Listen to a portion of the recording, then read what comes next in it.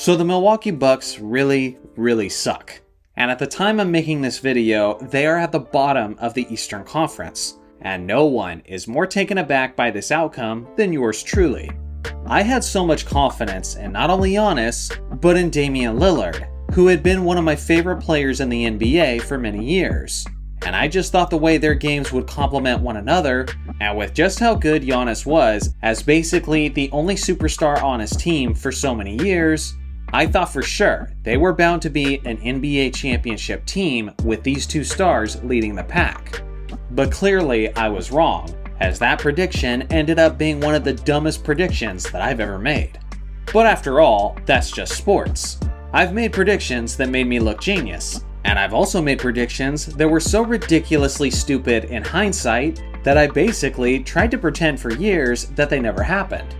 Well, today, we're opening up some old wounds, as I'm going to share with you some of the dumbest predictions that I've ever made in my 30+ years of loving basketball.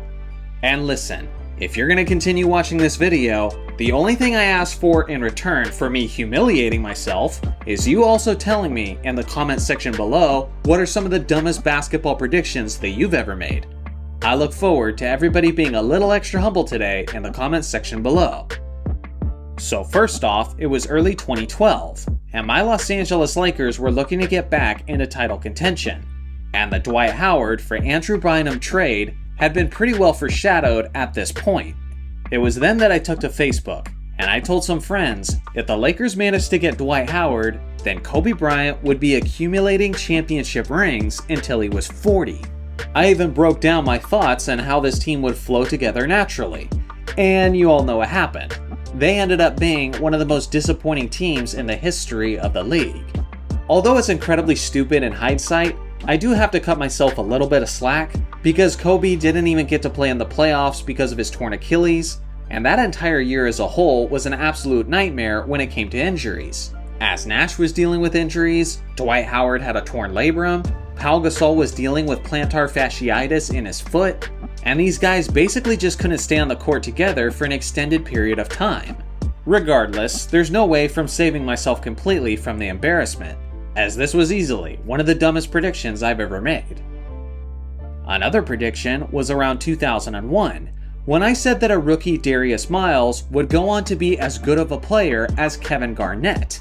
And I know what many of you are thinking, who the hell is Darius Miles? Well, he was an incredibly skilled player with tons of potential. He was a 6'9" small forward who could handle the basketball and was extremely lengthy.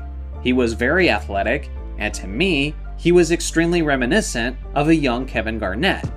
It was around this time that this Clippers team was actually starting to be kind of exciting, as they were starting to add a lot of quality youth, and although they weren't good yet at this time in history, there seemed to be light at the end of the tunnel, and I thought this guy would end up being a superstar who would lead them into contention.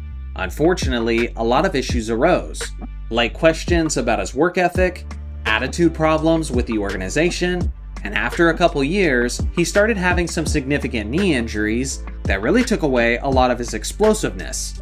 He was 19 years old when I first made this prediction, but you could tell that his NBA career was basically over before he reached his mid-20s.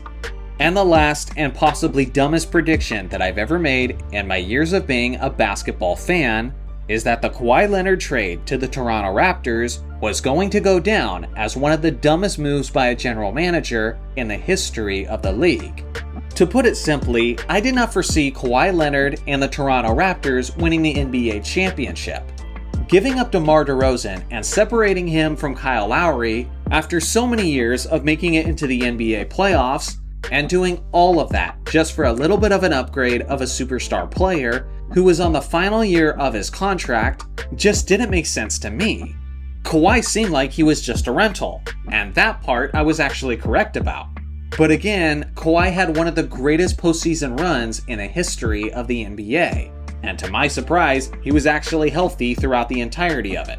Yes, he didn't stay with the Raptors long term, but their championship banner will hang in the rafters for decades to come.